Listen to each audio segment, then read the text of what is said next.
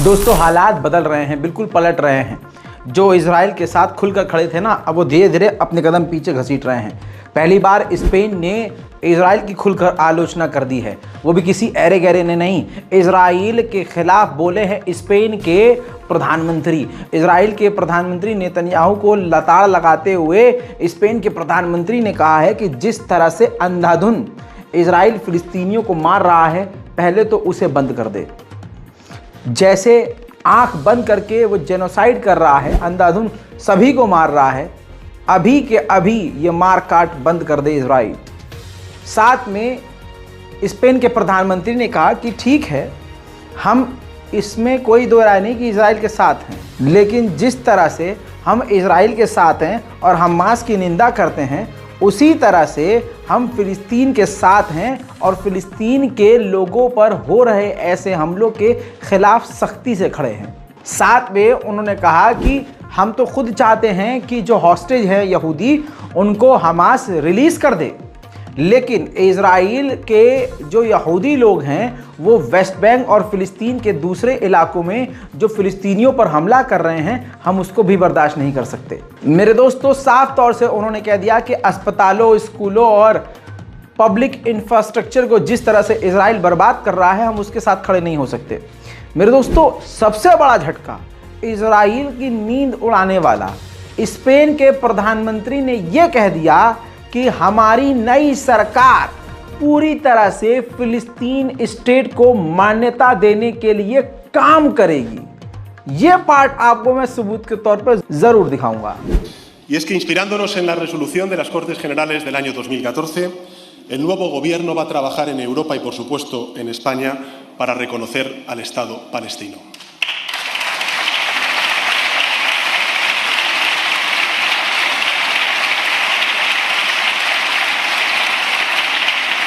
Y por supuesto, España... सुना दोस्तों, तो स्पेन पूरी तरह से पलटी मार रहा है और इजराइल से दूरी बना रहा है।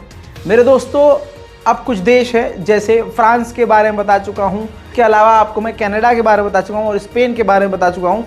ये वो ऐसे देश है जो कल तक पूरी तरह से इजराइल के साथ थे।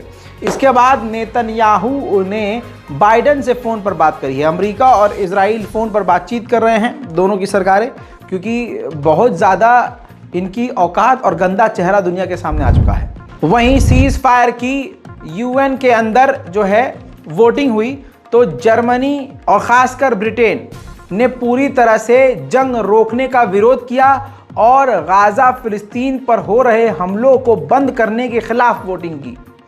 तो दोस्तों, पूरी तरह से अभी भी ब्रिटेन और जर्मनी पूरी तरह से इजराइल के साथ खड़े हैं कत्लेआम में। ब्रिटिश पार्लियामेंट में ये वोटिंग हुई थी और फिलिस्तीन के लोगों ने, फिलिस्तीनी समर्थकों ने पूरे पार्लियामेंट, ब्रिटिश पार्लियामेंट को घेरा हुआ था, लेकिन इसके बावजूद ब्रिटिश पार्लियामेंट में फिलिस्तीन के हक में कोई भी कानून और कोई भी सुकून सामने पारित नहीं हुआ, यानी कोई भी अपील फाइनल नहीं हुई, यानी गाज़ा को कोई सुकून नहीं मिला।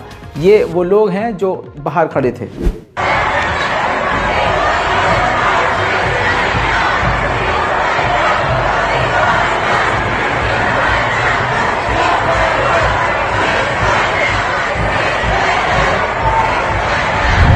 वहीं यूएन के अंदर सीरिया ने भी बड़ी बात कही।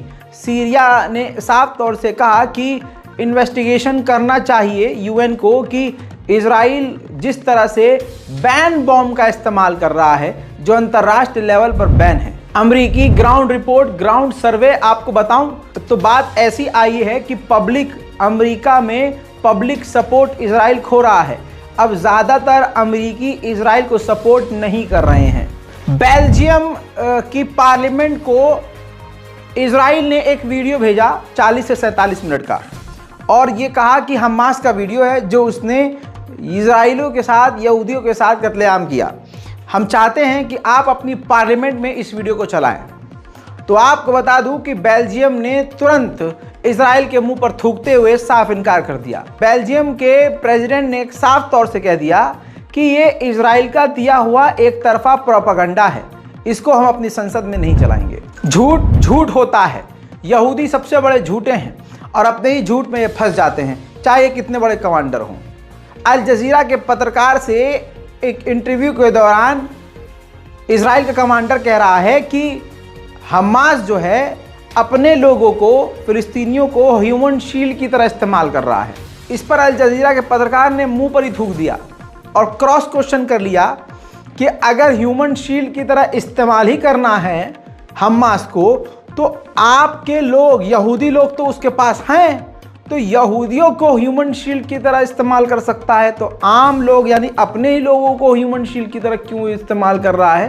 भाई साहब, देखने लायक मुंह था उसका, देखिए। المدنيين في قطاع غزة دروعا بشرية لهم فهي حولت هذا الموقع إلى موقع عسكري. هل حماس محتاجة أن هي تستخدم المدنيين دروع بشرية؟ هي ممكن أن تستخدم أسراكم الآن كدروع بشرية يعني.